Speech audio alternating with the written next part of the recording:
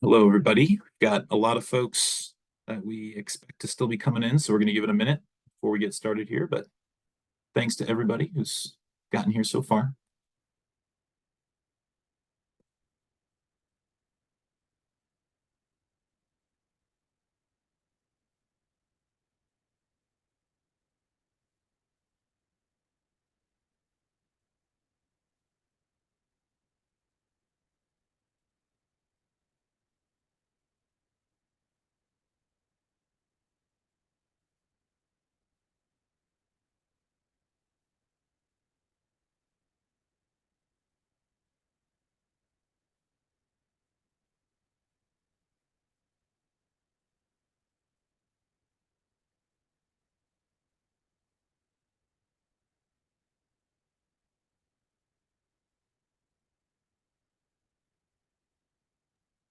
I want to say thank you to Terry, our ASL interpreter, for being here today.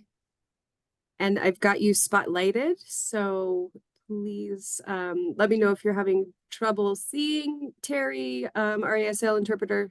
But thank you so much for being here.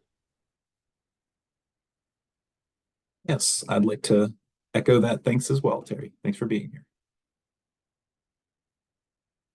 All right, the time is 10:02, so we will go ahead and get started. Not sure if we have some more folks coming, but thanks again, everybody, for being here.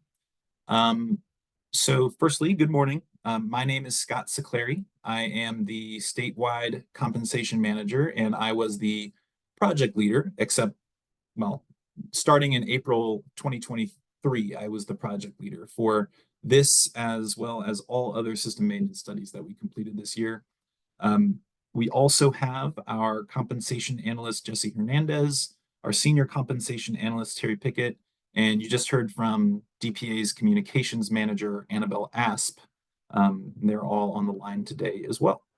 Now, the purpose of today's meeting is for us to provide you with a summary of the process as well as the outcomes of the study. And we also want to provide you an opportunity to ask questions live, provide feedback, and understand how the study was completed. After today, there will be a comment period in which you'll be able to provide further feedback. We're planning on having that comment period end on February 1st, and we'll talk a little bit more about that soon. But one quick reminder, all attendees are muted. So if you do have any questions, please type them into the Q&A and we will get them all answered at the end of the presentation. So first, we can just quickly review the agenda. Pretty high level, we'll discuss the background and purpose of the social worker, general counselor, system maintenance study. And by the way, I'm probably going to refer to it as SWGC a few times, just for sake of number of words that I say. So just keep that in mind. And we'll also talk a little bit about the purpose of system maintenance studies in general. We'll then go over some of the steps that no pun intended, some of the steps that the team took to complete the study. And then finally, we'll talk about the results and recommendations that are coming out of the study. Again, keep in mind, this is a high-level summary, so we'll be pretty quick today, which means we'll have lots of time for questions at the end.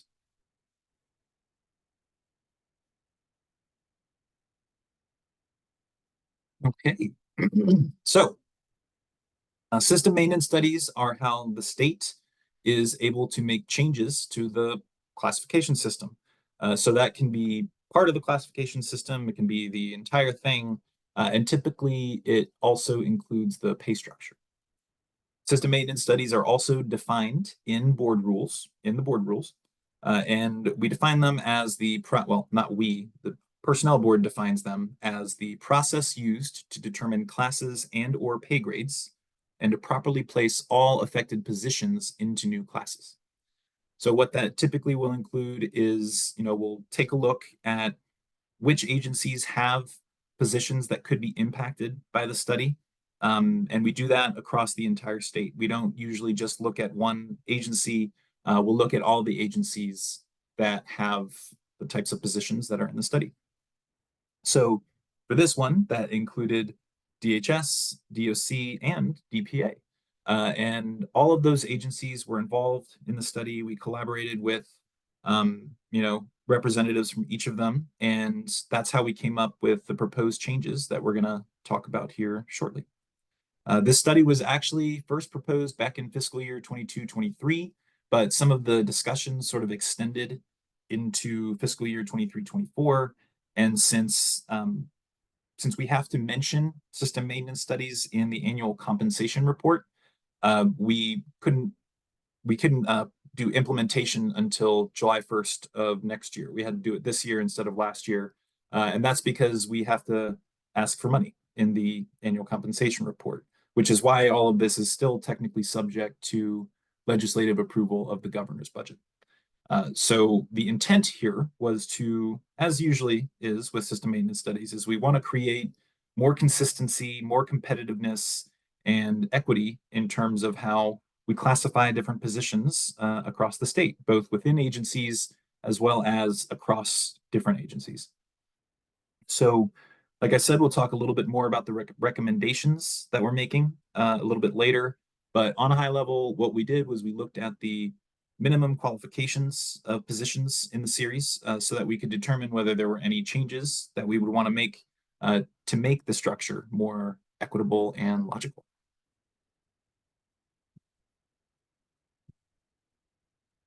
All right, so as I mentioned, we collaborate with all the different agencies that employ these types of positions across the state.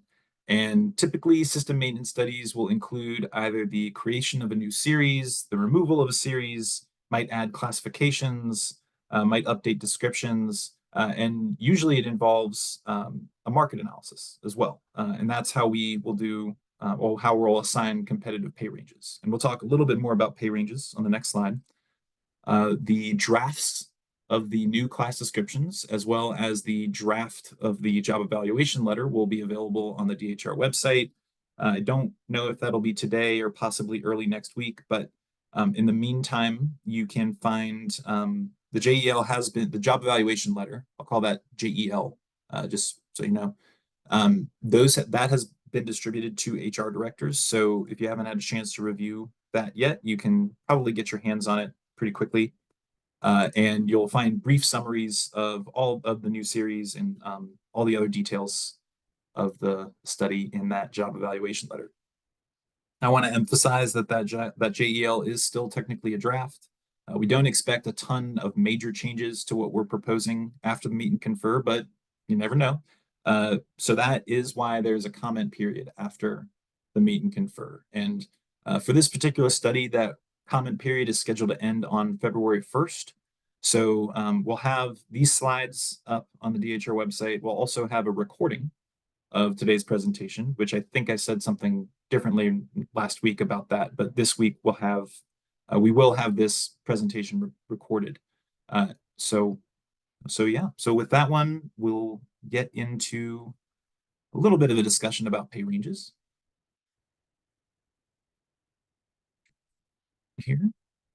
All right, so in reviewing pay ranges, we use the same generally accepted compensation best practices that will be used at any other organization that wants to do, robust market analysis. And we do that by analyzing our market data that we get from different sources, which we'll talk about in a sec.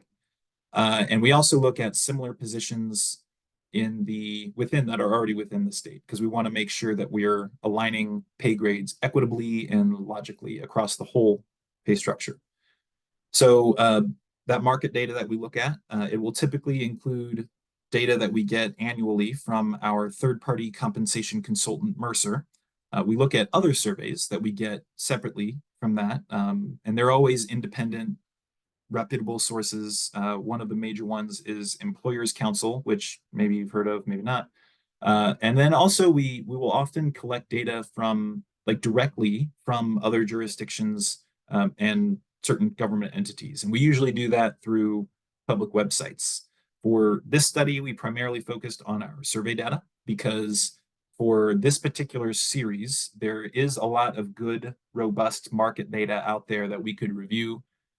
which is different than some other studies like firefighters.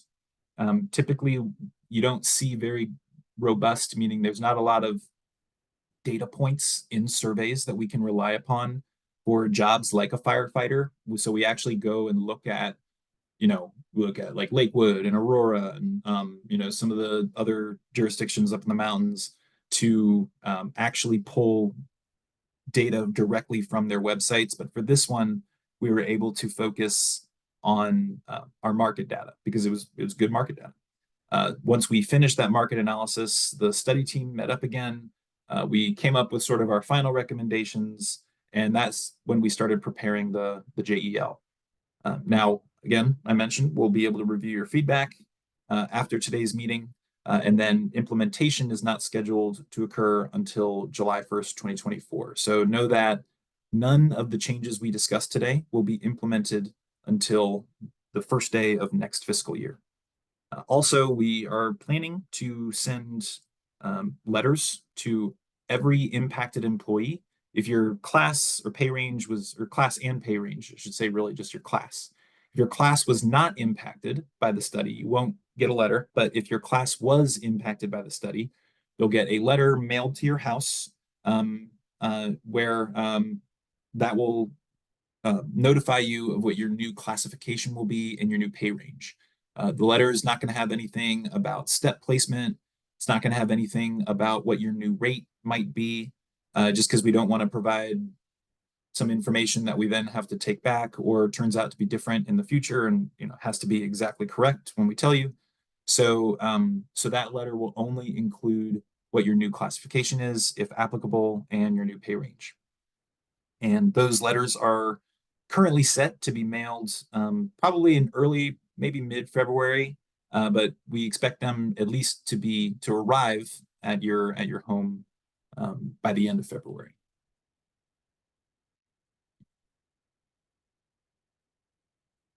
Okay, so again, this is not a presentation about steps, but there are certain things we want to make sure you understand.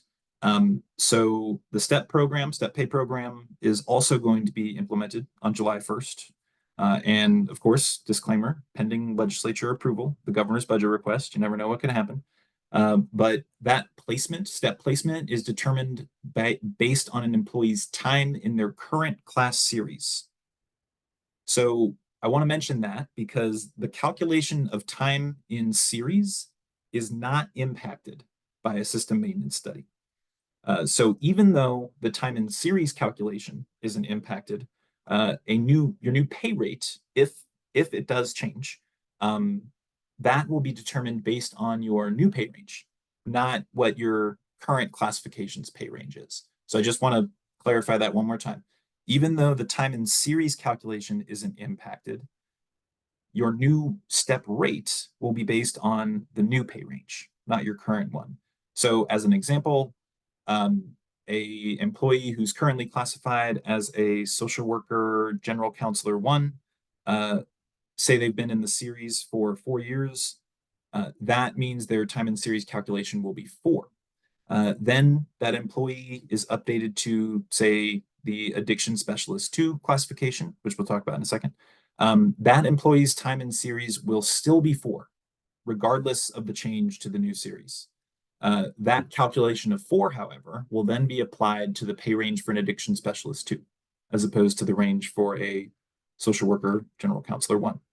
So again, although this presentation is not about steps, we just wanted to make sure you understood how how a system maintenance study does and does not interact with steps.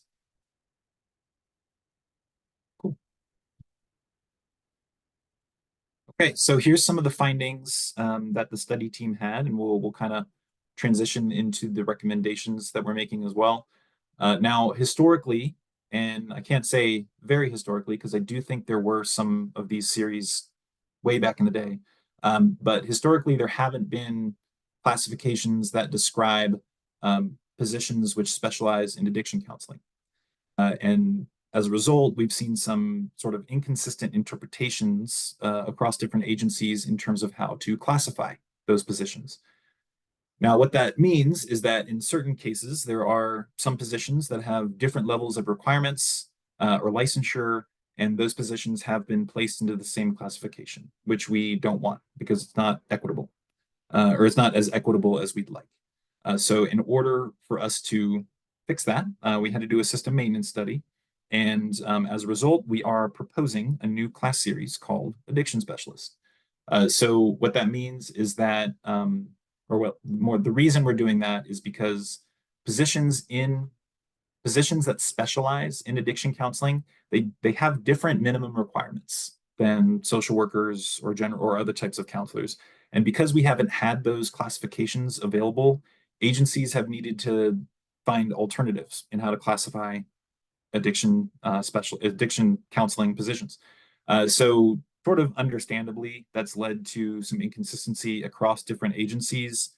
So again, that is why we're doing this. And the intent of the new series is by creating 2 more classifications within that series, agencies will be able to classify those addiction counseling roles in that new series, and will have better equity, more competitiveness, and it'll just be more logical than what the current structure is.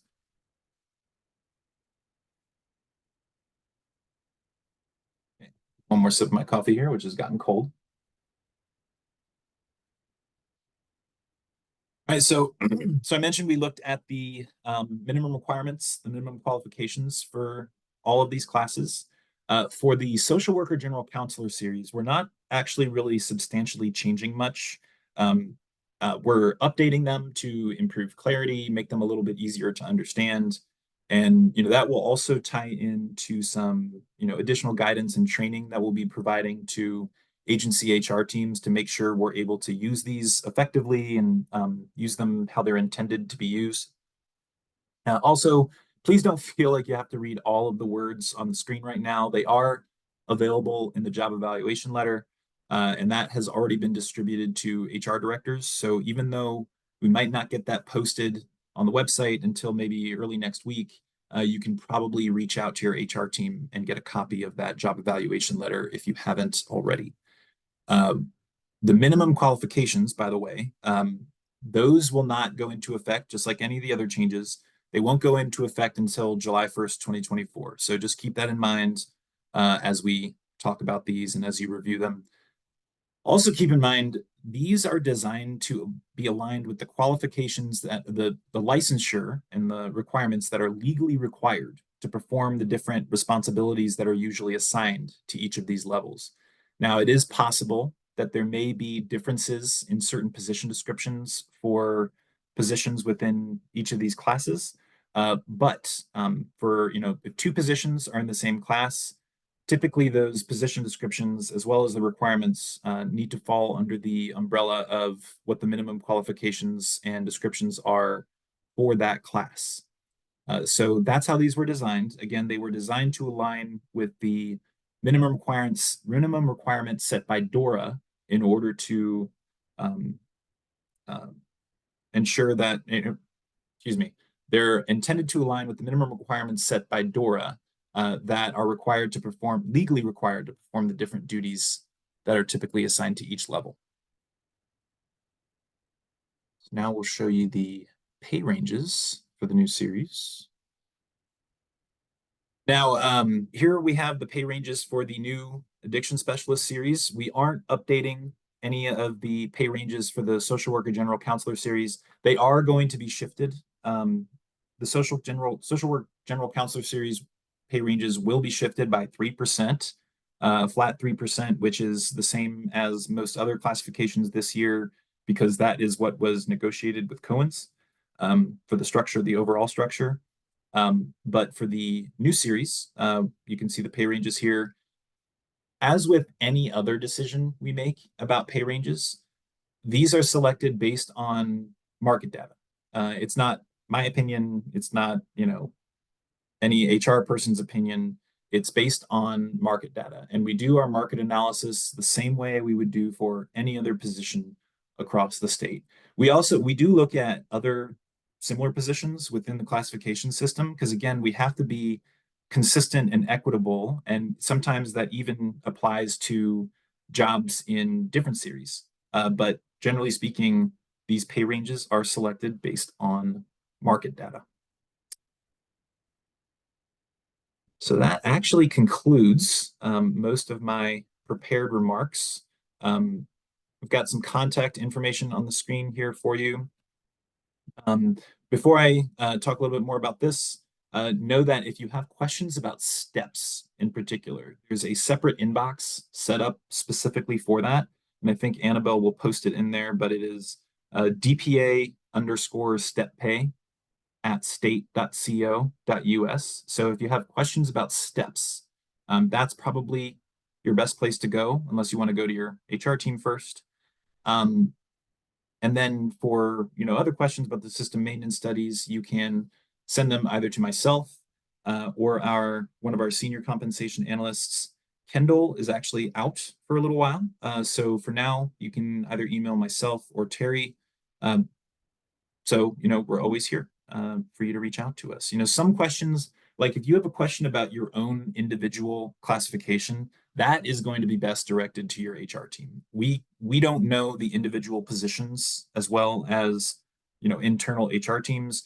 We did provide guidance during the class placement process. We reviewed them. Like, if I saw class placements where every single person came back as a social worker general counselor 4, well, I would probably push back a little bit and say, do all of these positions really meet the requirements for that? But generally speaking, we relied on HR folks to drive that process. And then we were sort of the consultants and advisors in terms of how that would play out.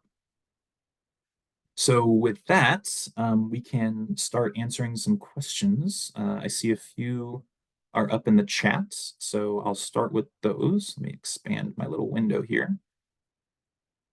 And I'll read them out loud before we get into it. All right, so the first one, does the HCS3, the healthcare, I think it's HCS, I can't remember what it is. I think it's Healthcare Specialist 3 trainee, count as part of the social worker series? It was used as unlicensed social workers for several years. I can't say for sure in all situations. Positions are, I should have mentioned this more explicitly earlier, positions are mapped to new classes based on the responsibilities and requirements of that position.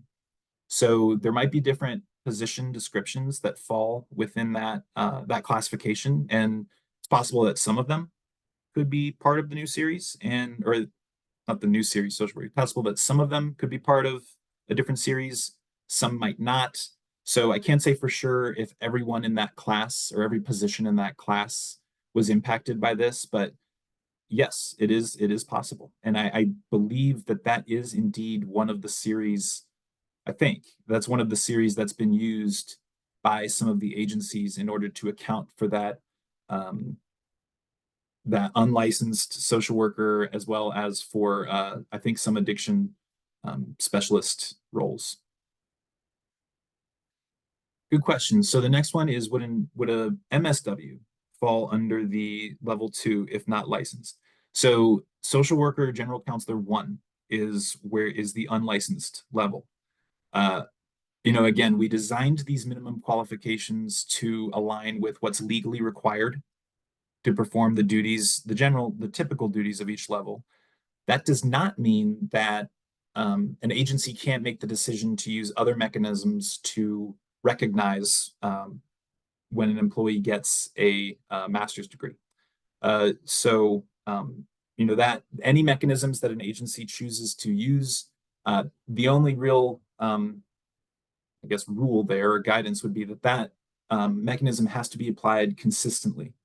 You can't say, one person who gets their master's gets, one benefit or whatever, and then another person who has their master's doesn't get that. You'd have to apply that consistently. But these minimum qualifications are designed to align with the legal requirements, the different levels of legal requirements for these positions.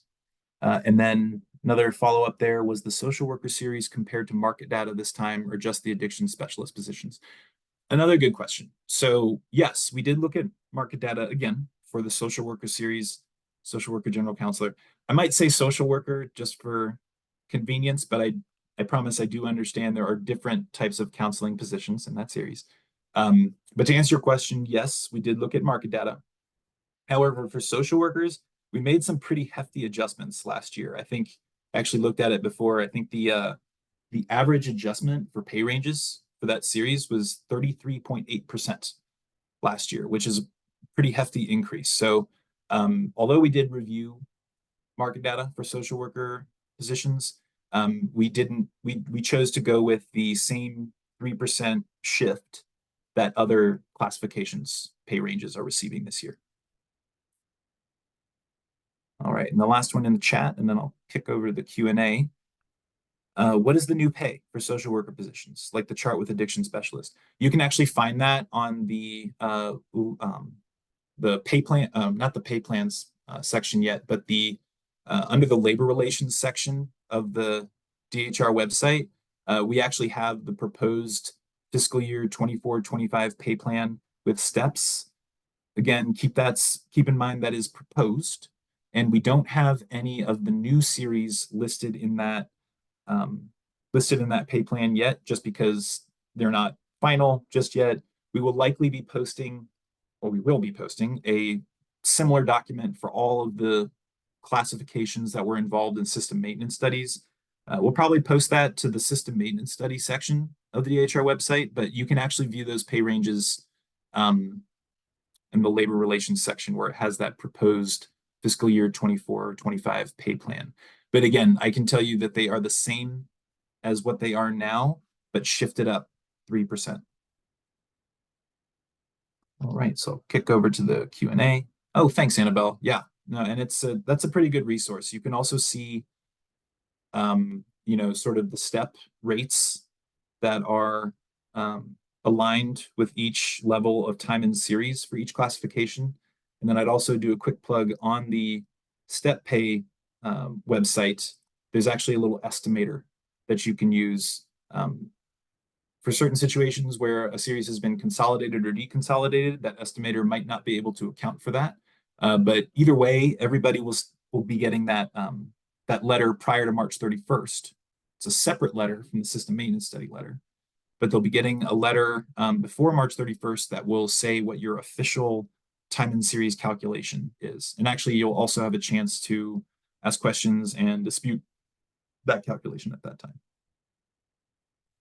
Is the 3% on top of the 3% that Colorado wins is already suggesting.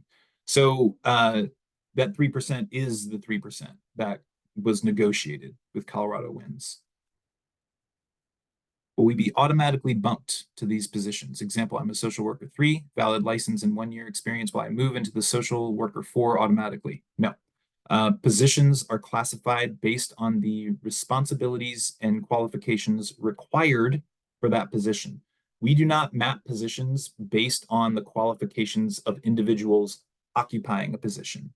Like let's say I had a PhD and I had 30 years of experience as a compensation person. Well, if I'm in a role that only requires 2 years of experience and a bachelor's degree, well, we don't need that. Well, I don't want to say it that way, but I'm going to be mapped and placed into a classification based on what's required of my role, not necessarily just because I have qualifications that go above and beyond that role. I will say for that particular question, though, I do encourage you to reach out to your, even your manager and your HR team about how your particular position might have been mapped, because I do know that there were, and it was very thoughtful the way that process took place. But there could have been I don't like using the word automatic, but there could have been a sort of typical way that they use to map current positions to new series. All right, I'm doing 2 meetings at once. I've done that before as well, Justin. I have an HP2 who essentially has all the responsibilities of an SWGC3. Might they change to SWGC2? I can't say for sure about that particular position, but I do know that there were at least some folks some positions in the health professional series that are now going to be moved to either the addiction specialist or social work general counselor series as a result of the study. So if you have questions about that particular employee, definitely reach out to your HR team.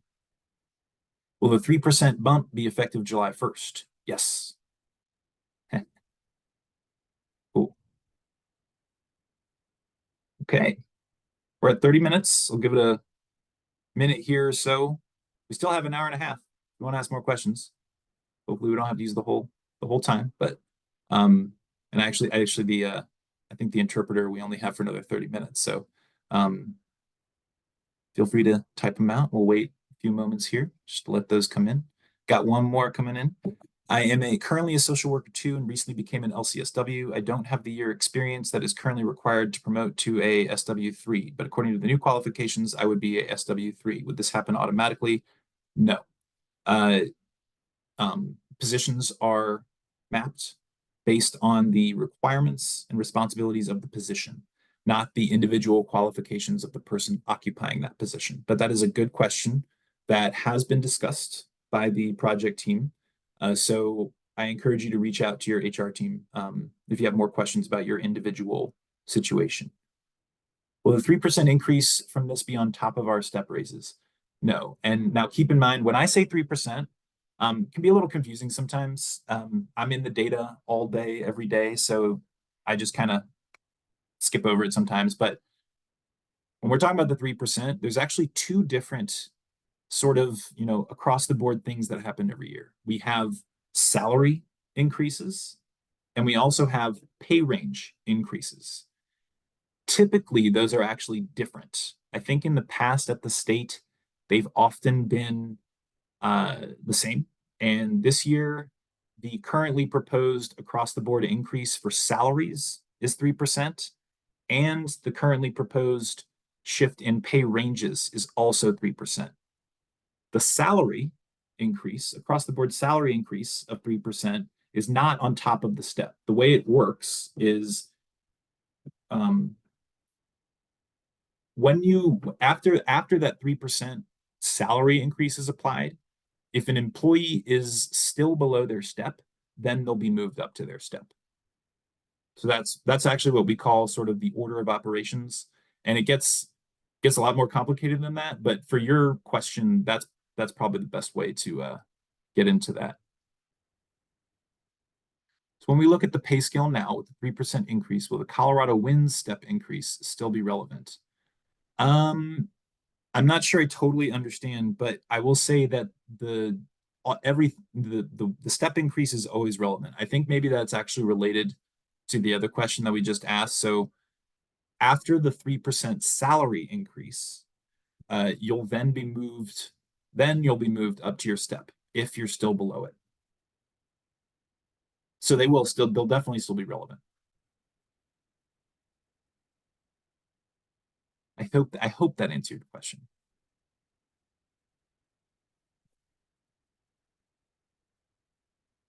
Coffee's getting really cold. That's okay.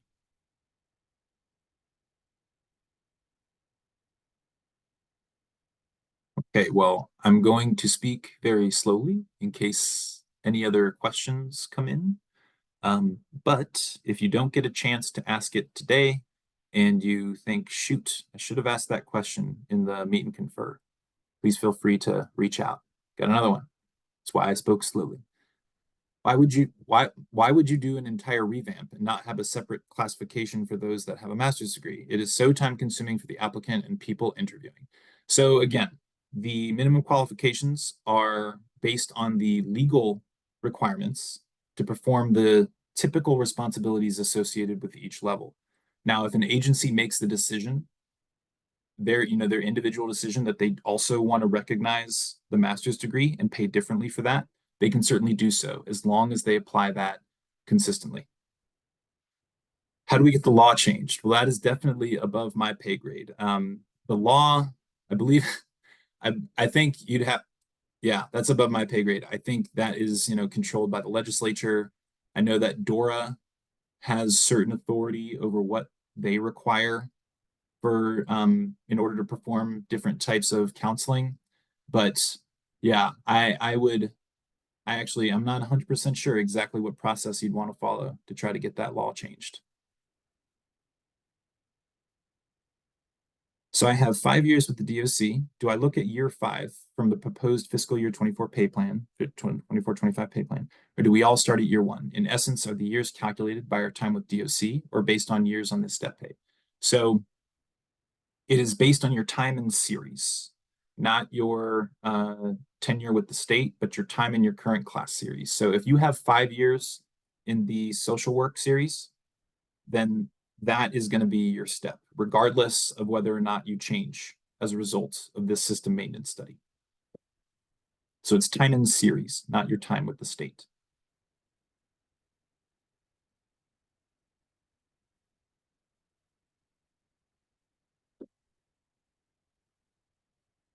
Give it about 60 seconds here because there's definitely some questions still coming in. I'll set myself a little timer.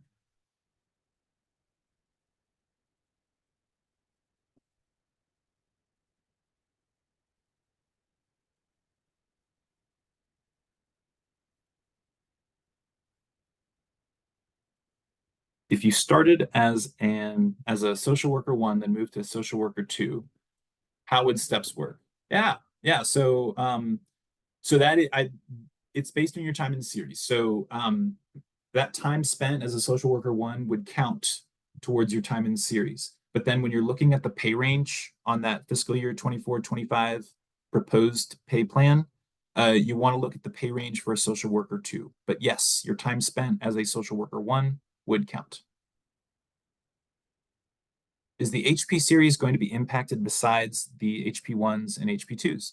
I don't know for sure. It might be different at different agencies. I do know based on the class placement data, the preliminary class placement data that I've seen so far, there are some health professionals that are going to be moving into one of the other two series, but I can't say for sure. And I don't believe it was like an automatic thing where every HP1 moved to a addiction specialist 2 or whatever. I don't think it was like an automatic one-to-one mapping, but I do know that there were some in the HP series that were impacted.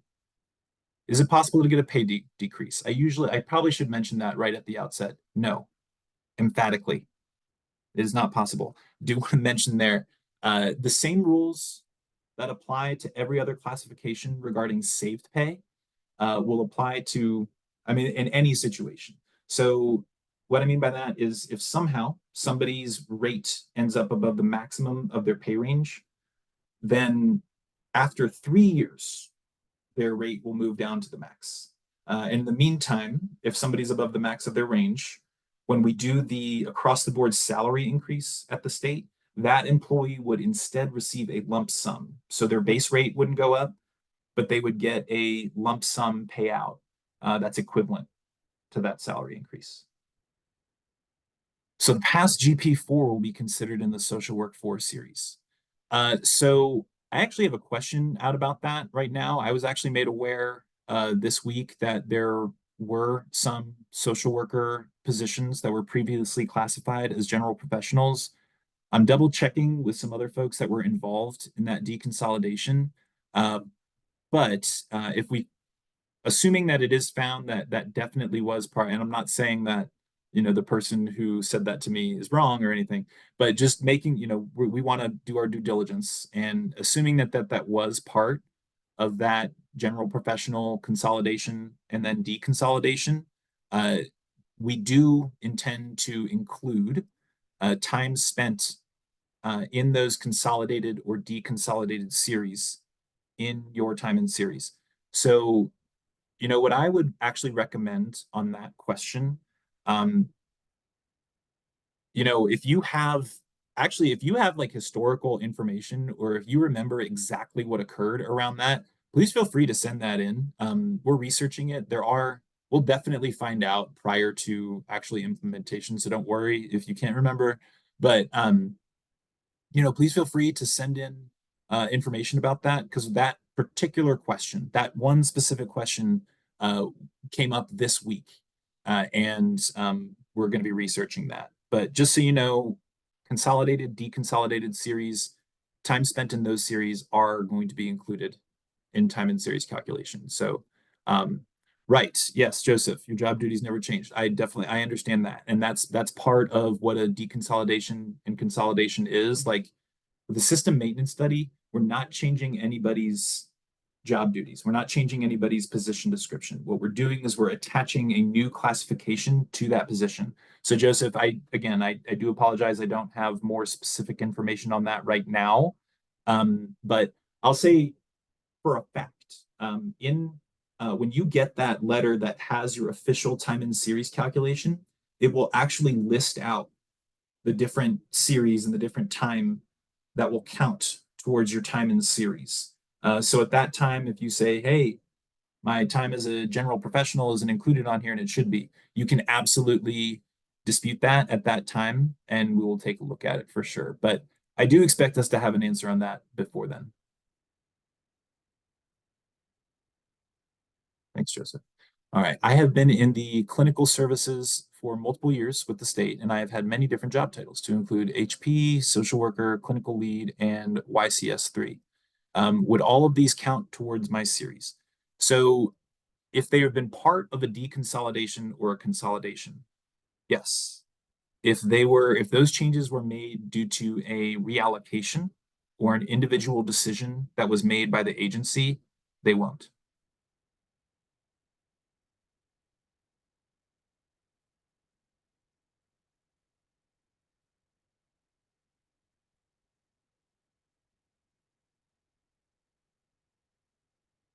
Give it a little more time here. I swear I didn't just freeze up, even though I just kind of stopped moving.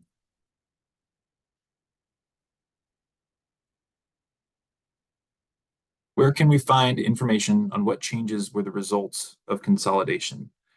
So for general professionals, there actually still is on the system maintenance study section of the website, which Annabelle posted the link a little bit higher up in the chat there. There actually is the old job evaluation letter that lists out which different series were involved in the consolidation and then also the deconsolidation. So you can go to that website and you can actually see all of the different series that were looked at during that study.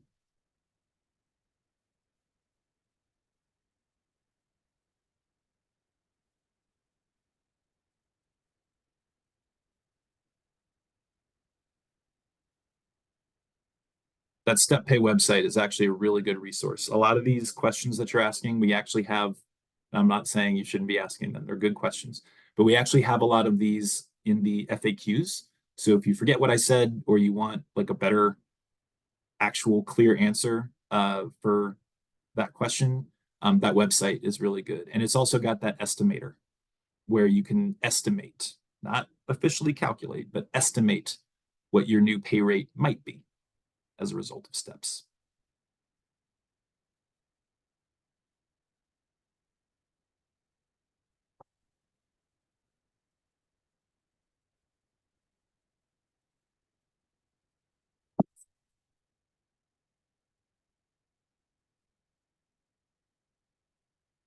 All right, but about 30 more seconds here. And again, you'll be able to send in your questions after this if you like, and questions about your individual situation, reach out to your HR team. You had mentioned sending in information if we had something showing the job class as part of a different class. Who do we send it to? So that will not occur until you get that. And I think you're talking about your step placement. You will be able to dispute your time in series calculation, but that won't happen until you get that official letter that tells you what your official time in series class, what your official time in series calculation is. And there will be a process. Those will be handled sort of centrally at DPA. We're actually hiring a team right now of folks to help us do that research. But yeah, that'll happen once you get your letter showing your time in series that will come before March 31st.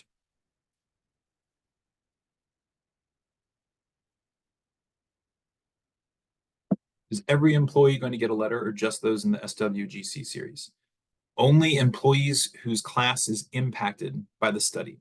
So if your class isn't changing, you won't get a letter.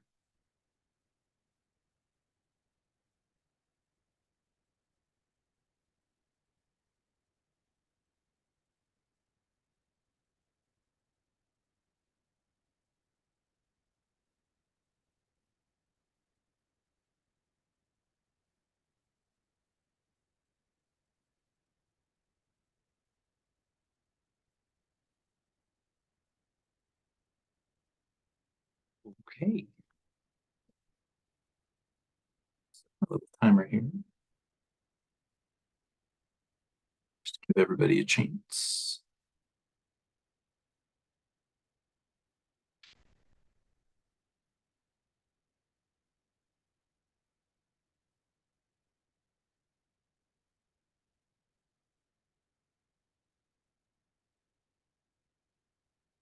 Okay, well, we will conclude today's presentation with that. Oh, there's my alarm. Whoop. Uh, there's my alarm. So we'll conclude today's presentation. And thank you for all being here today. We really appreciate it, and we'll see you next time.